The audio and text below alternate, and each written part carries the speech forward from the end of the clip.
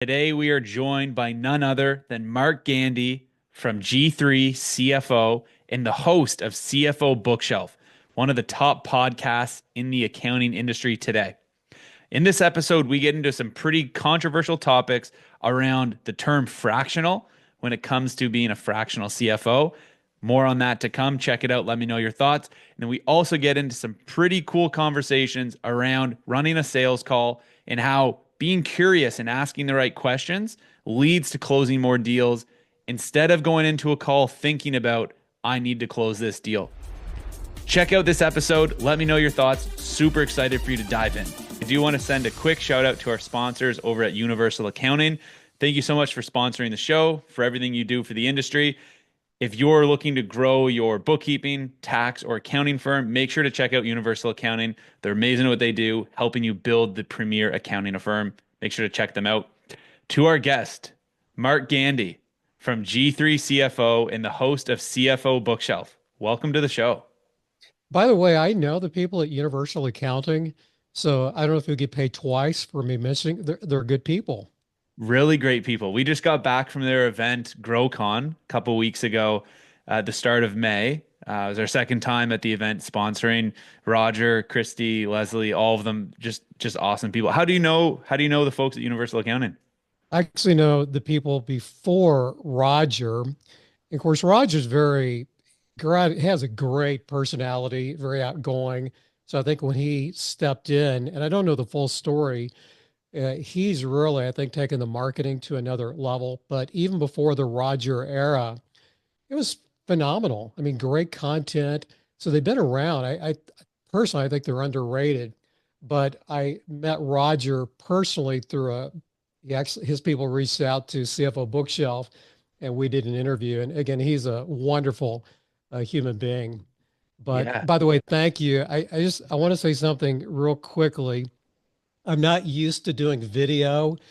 I'm having a bad hair day, and so I'm a little bit nervous, a little bit shy about being in front of the camera. It's not really like it's my thing. That the reason we do podcasts, audio, is so people don't get to see the face. So I'm sorry for anyone watching this on YouTube once it's posted. Sorry, I don't have the Tom Cruise look. Well, look, I have a bad hair day pretty much every day, so I just wear a hat. So you're doing fine.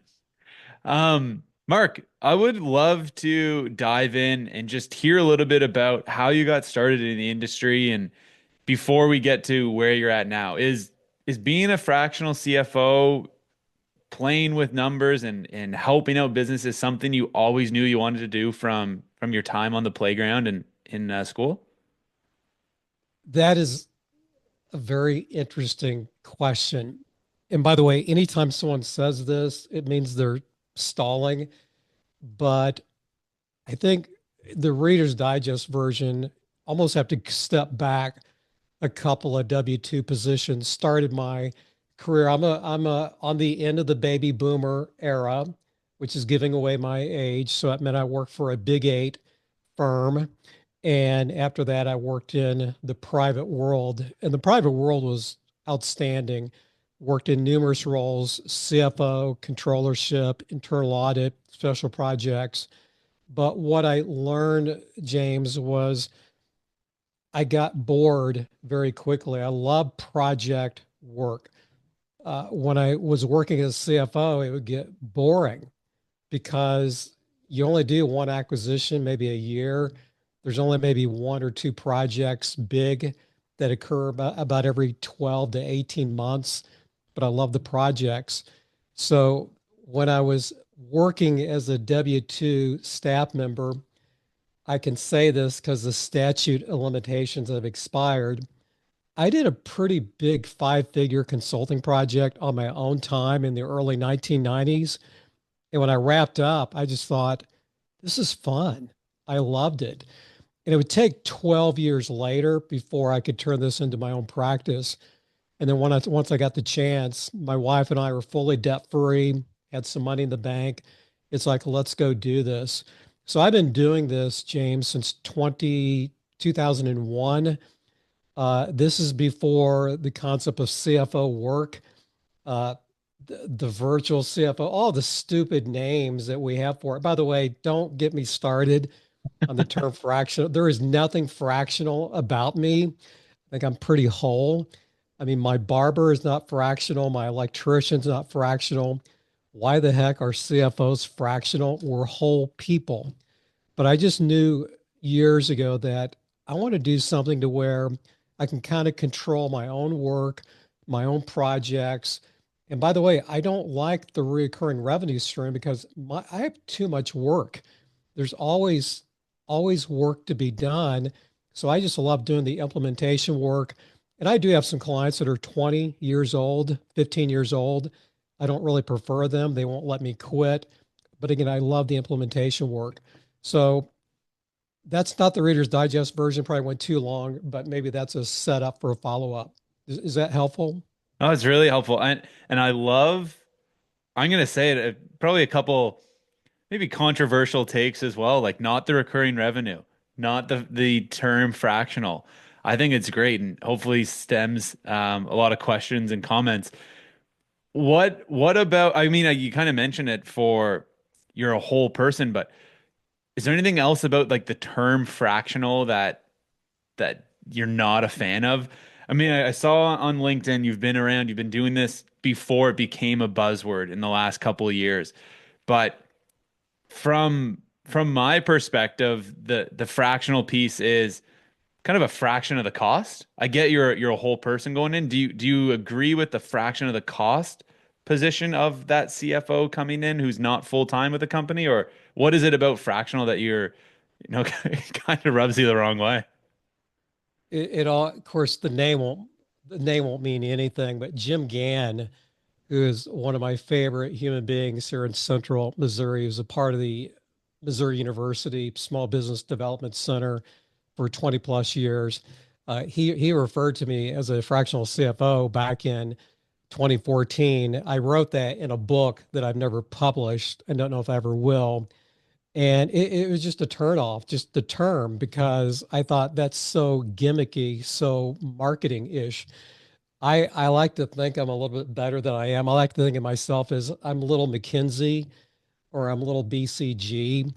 And my thought on the fraction of a cost is my closure rate is almost 100%, almost 100%.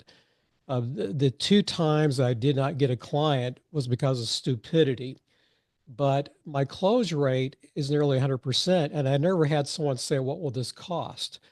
As we go through, here's what needs to be done. It's like, when can you start? And then we get around talking about the costs. So it's not cheap. I mean, what these people pay, it is very, very expensive. Their payback is they're getting a solution faster than if they try to bungle through the process themselves. So it's fractional really has nothing to do with the price. Now, I realize I've seen a lot of the CFO people who teach other CFOs getting into the business that this is one of your propositions. It's not for me. For me, the proposition is that I can help you get to a solution faster than if you try to do this on your own. Price just never comes up. It's just kind of a non-issue. Does does that kind of resonate a little bit? It does, and I appreciate your take on that and where you're coming from with the fractional piece for how I was bringing that up.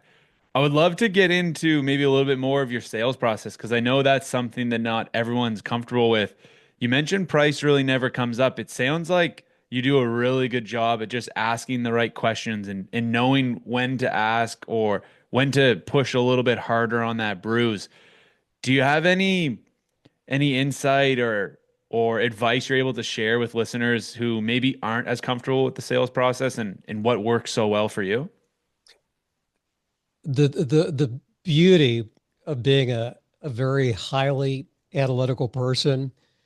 By the way, people who are highly analytical, the first question we ask when we come out of the womb is why. So, so someone who's highly analytical with poor communication skills like me, it's like, how do I make this work for me? because I hate self-promotion. I'm not the guy who wants to go to an event and mingle because I stink at small talk. But here are two things that I love, James. I do love business. I love talking business, and I love just learning. So how do I take that raw material when I'm in a conversation with a CEO? And I never look at these as sales conversations. I look at them as just discovery conversations. So what I'm doing, and I even have a name for it because I do teach other salespeople business development coaching for some of my clients. And we talk about either the 3E process or the 4E process.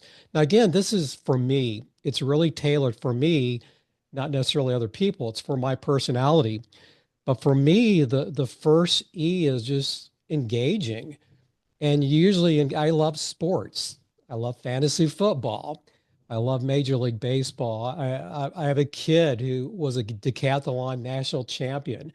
So I just love sports. And most people I work with love sports too. What else do people love? They love their families. They love their kids. So if I'm in an office and I see kids, I'll start asking. That's a 15-minute conversation. So I call that exploring. And for me, that's easy because I love asking questions. And then I start engaging with them. Tell me what keeps you up at night. It's one of my favorite questions. I kind of got that from Dan Sullivan. What dangers do you want to eliminate? What keeps you from wanting to get up at night? Because usually most CEOs are trying to eliminate a problem instead of maximizing some opportunity. It's just kind of human nature. Sometimes those conversations, just that one question, maybe 30 to 40 minutes. And so they allow me to take notes and I'll just be circling things that I think I can help with. And then I'll start asking questions, which then turns into the education process. So as I pick on some things that they brought up, I can start circling and identify, hey, here's how I think we can help you here. So that is a process that's completely tailored for a personality like mine, who's not necessarily super outgoing, but I'm good at listening and good at answering questions. And that I do feel very, very confident in. And that's really the best way I could answer that question. You're not selling, you're just having a conversation, answering questions in an area that hopefully you love talking about, which I do. Does that, would you, how does that sound? It sounds like you're just being a human having another conversation with another human, and you're Bingo. removing the stigma of I need to sell you something versus I'm just genuinely interested in what's happening in your business and maybe I can help. I might have a solution that could help, but I don't know until I ask the questions. Pay dirt. You nailed it. Yeah, that's cool. That is something that I think so many people might get in their own way of is you don't go in if you're going into the conversation of I need to make this sale, it's all about you, and that's not what the conversation is. It's about the individual you're speaking to and having a genuine interest in if you can even help them. You can't help everyone.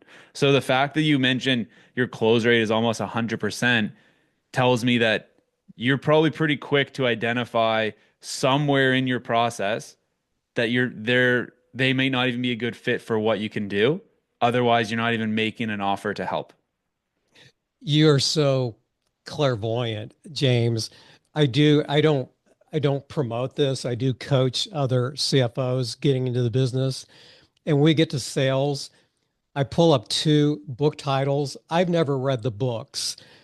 I just love the book titles. They're called It's Not About Me. One of them I think is by Max Lucado, and I don't know who the other, but I have a slide and I just say, look at these titles and memorize them, internalize them. So what you just said was very perceptive. Yeah, awesome. I'll have to check out those books. I feel like I've heard of It's Not About Me, but I like you, I haven't read it myself. Tell me a little bit about the CFO bookshelf, Mark, and how long the podcast's been on, what the typical conversation looks like, and why people should check it out if they haven't already potentially heard about it. I hate to use the word should. I learned 21 years ago, 22 years ago, You never tell an entrepreneur you should. Those are the two worst words. So I'm not going to say you should. If you like books, if you are a reader, the show might be of interest. So yeah, I think it's self-promotion. By the way, we're idiots. We're on a little bit of hiatus. And our next show after the hiatus will be with one of the former presidents of Starbucks. And it's like, why did we do a hiatus?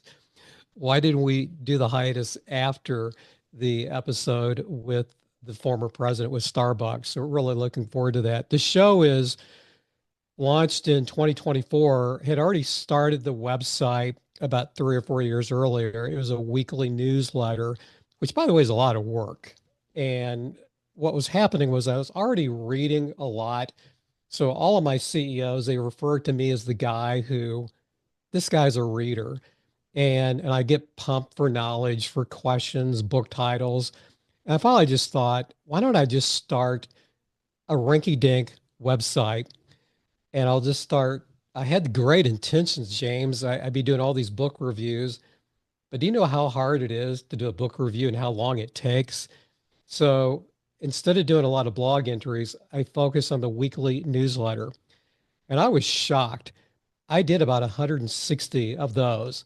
I don't know. I look back as how did I do that? Well, back in 2020, and it really has nothing to do with COVID. It was just the time I thought, let's just do a podcast because my youngest son and I can't believe I'm saying this.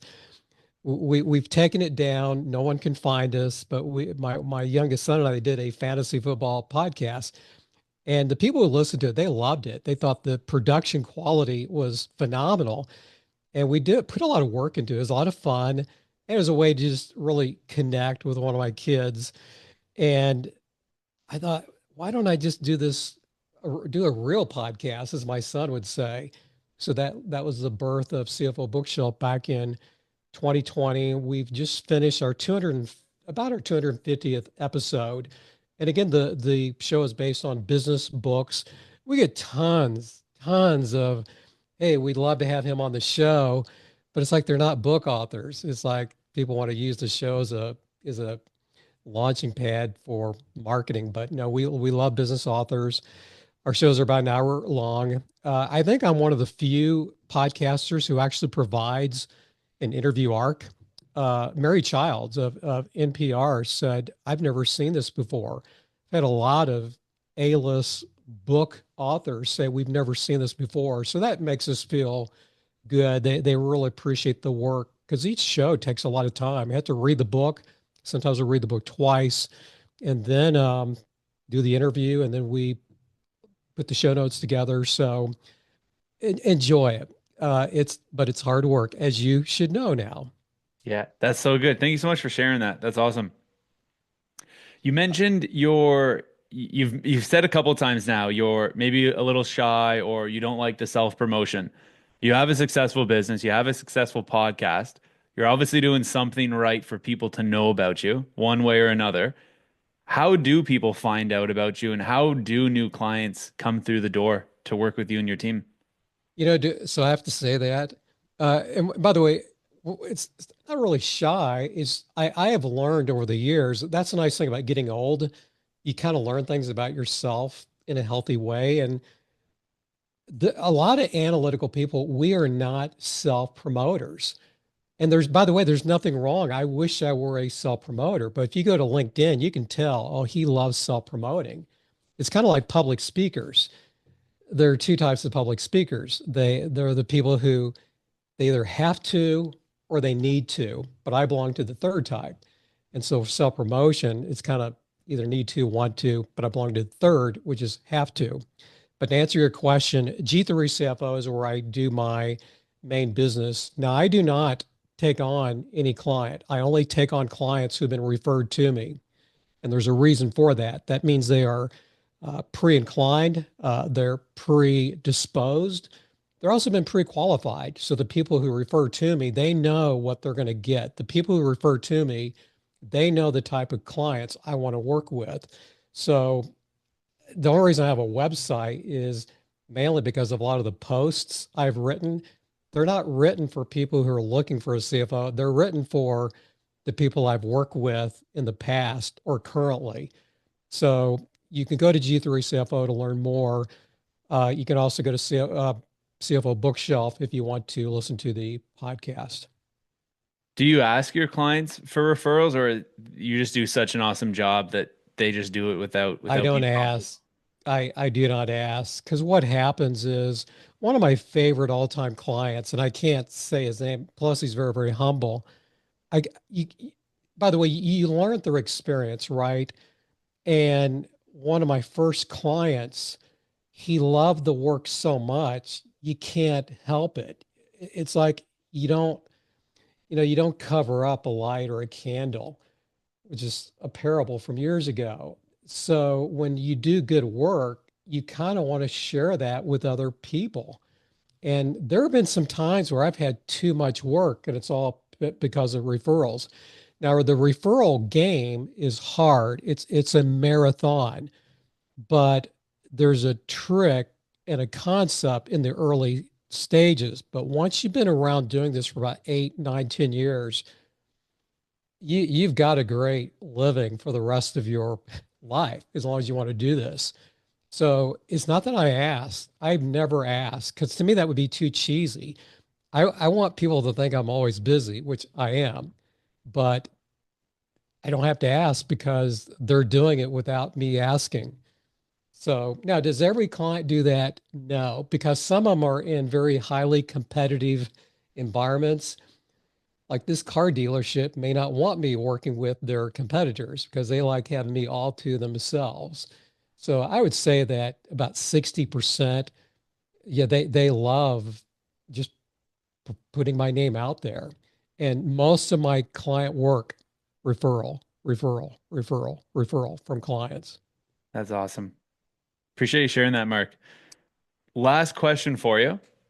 What's the best piece of advice you've ever received?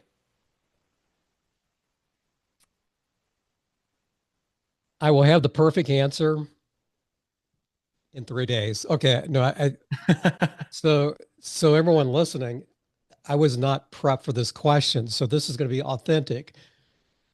I go back, I attended Strategic Coach for 3 years. By the way, highly recommend it. Even if you're a one person shop, I highly recommend going to Strategic Coach at least for 3 years. They used to call it the Foundations Program.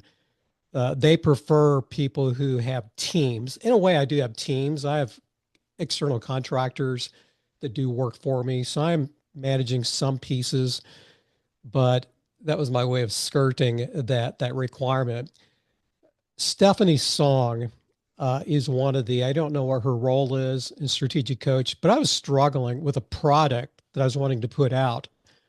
And she knows me to a T. She knows I'm a perfectionist. She knows that I don't want to put anything out there. Is it Seth Godin who says just ship it, ship it? I need this little audio. Seth, just ship it, Mark. Idiot, ship it. But Stephanie once said, Mark, your 80% is another person's 100%. And the light went on. And I play that comment over and over. That was back in 2015. So we are 10 years later, and I still got that voice. It's the best advice is, especially if you're trying to launch something brand new, just ship it because you're 80%. And by the way, the people that are listening, we are the best in the world at what we do. I mean, period. And sometimes we may be holding back because we want it to be a little bit better. And for me, that's a serious issue I have to deal with even every day. But that's been great advice for me. I love that. Your 80% is better than someone else's 100%. That's a Now great. for you, it could be your 60% is another person's 100% because you are an A player. We'll go with the 80. We don't need to pump my tires that much, but I appreciate it, Mark. No, that's awesome advice. I think that's a great spot to end this on as well. Thank you so much for everything you shared and all of your knowledge. I really enjoyed this conversation, and I hope a lot of people listen and enjoy and comment and spark a conversation on this episode. if anyone does want to get in touch with you, what would be the best way they could do that if you're open Oh, to it? LinkedIn. LinkedIn. LinkedIn? Perfect. All right, we'll put your profile link in there. I'll make sure it's the right Mark Gandy because trying to get you on the show, reached out to your name twin, and you I have mentioned that you I have some good stories on that, but maybe that can be an episode number whatever. I have some funny stories on the other Mark Gandys. I would imagine because even just your first response back, sorry, our response, I think I'm getting them mixed up, but I reached out to who I thought was you, and he was like, actually, it's this Mark here, and they share the same name. So He's better looking and was a better baseball player too, but it's okay. It's okay. I guess real quick, just because we're on the topic, have you guys ever had a chance to meet up in person, or you've just exchanged a lot of messages Not in back and forth person, from? but we've done back and forth Yeah. on LinkedIn. He's in Texas, I think Houston, and I don't get down there too often. I've been in San Antonio, Dallas, but I that's a good idea. I need to meet him. He's a And good guy, by the way. he's another CFO as well, if I'm not mistaken. He is another Yeah, so CFO. that's where it was. It was like, what are the odds? Same name, same profession.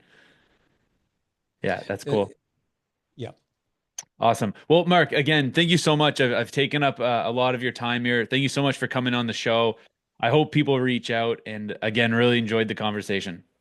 You are great. You made this easy. Thanks for tuning in to this episode of CFO Chronicles, the secrets behind success. I hope you found value in today's conversation. As we wrap up, I'd love for you to do two things. First, make sure to subscribe to this podcast so you don't miss any future episodes. If you enjoyed today's discussion, please rate and review the show. It helps others discover the insights we share here. Second, if you're ready to take your business to the next level and attract the high-end clients you deserve, head over to accountingleadsnow.com or click the link in the show notes to book your strategy call. It's time to position yourself as the advisor your clients need. And don't forget, you can connect with me on LinkedIn to stay up to date on what's happening in the world of accounting and financial growth. We've got exciting topics coming up, so stay tuned for the next episode of CFO Chronicles. Until then, keep pushing forward. Your growth is just one strategic move away. Thanks for listening to CFO Chronicles, the secrets behind success. We hope today's episode provided valuable strategies to help you attract more high-paying clients. Be sure to subscribe, follow, and share with fellow professionals. Connect with us on LinkedIn and leave a review or comment to join the conversation. Your feedback helps us bring you the best insights in finance and marketing. Until next time, keep striving for success and unlocking your business's potential.